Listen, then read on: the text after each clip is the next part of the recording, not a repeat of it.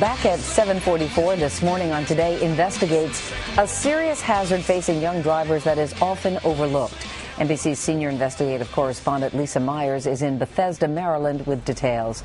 Good morning, Lisa. Good morning, Meredith. We're talking about driving while tired. We've all done it, but experts say it's particularly dangerous for teens. Fatigue is a factor in at least 100,000 crashes every year, and most of those involve young drivers who get behind the wheel when they're drowsy and never make it home. I sit and I replay that night over and over and over again, and I thought, I'm just so close to home. I can make it. That night, Rusty Burris was 18 years old with a bright future. But driving home from his girlfriend's house, his life changed forever. I knew I was tired, but I didn't really feel that I was that tired. And driving home, I got just a mile from home and fell asleep at the wheel. In seconds, Rusty's car drifted off this country road and rolled over. The impact crushed his roof and his spine. Rusty would never walk again. I've fallen asleep and crashed my car one time, and that's all it took. Experts say every day, millions of teens are dangerously tired when they get behind the wheel. More than a third of teens say they drive drowsy on a regular basis, and more than half of all fatigue-related crashes involve drivers under 25. It's a huge problem, and it's probably bigger now than it was in the past. Tom Balkin is president of the National Sleep Foundation. He says adolescents go through changes in their circadian rhythms that make it nearly impossible for them to fall asleep before 11 p.m. Combine that with early morning classes, after-school jobs, and late-night socializing, and it's easy to see why teens are chronically sleep-deprived. The average college student needs about 8.5 to 9.5 hours of sleep. Virtually none of them get that. In fact, they average 6 hours of sleep per night. So how can fatigue affect their driving?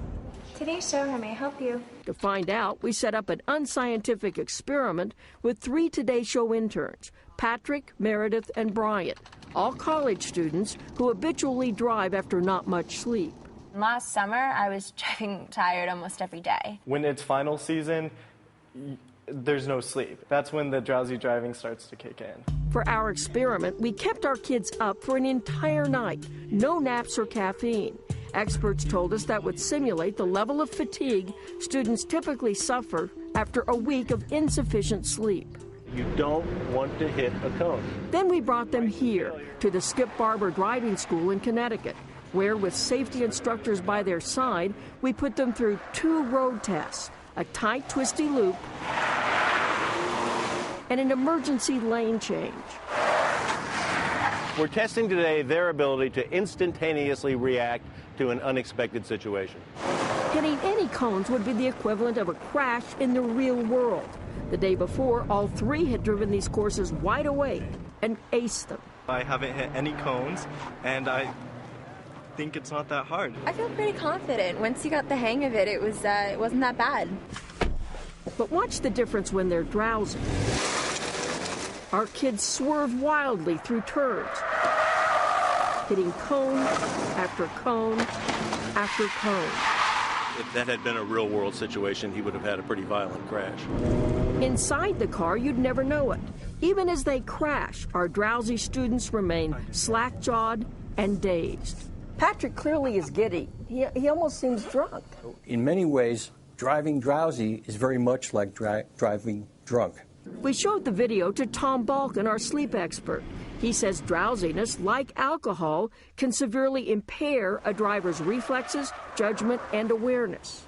Should parents be as worried about kids driving when they're too tired as they are about them texting while driving or driving drunk? Absolutely. Especially, he says, on long, boring roads like the one where Rusty crashed. So we also tested our kids on this monotonous 2-mile track, each driving it for half an hour. At first I thought I did okay. I thought I was in control. But their dead stares tell a different story. Balkin says these are signs of a dangerous condition called microsleeps, where your eyes stay open, but your brain is falling asleep. And this is the kind of situation where anything unexpected actually could throw them. Like these surprise cones. We put them up on our kids' final lap to simulate a stopped car or a person unexpectedly in their path. Before the test, we made sure an alert driver could easily stop in time. But watch our drowsy kids. Whoa. They're so disoriented, they barely hit the brakes. Whoa, okay, that was fun. I just killed somebody, didn't I? Imagine if that cone had been someone's pet or child. After I sat there for a minute and realized what I did, that's a tough pill to swallow. That was an eye-opener because that thing that you never know is going to happen that will just come out of nowhere. That's what you have to be prepared for. And if you're tired, you might not be.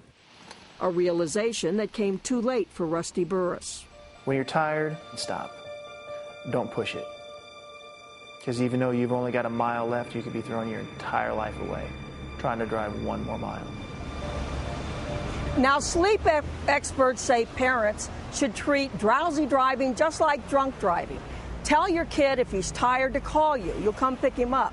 Or if he gets tired on a long drive, tell him to pull off the road, get some caffeine, and take a 20-minute nap. That should help revive him. Meredith. All right, Lisa Myers, thank you very much.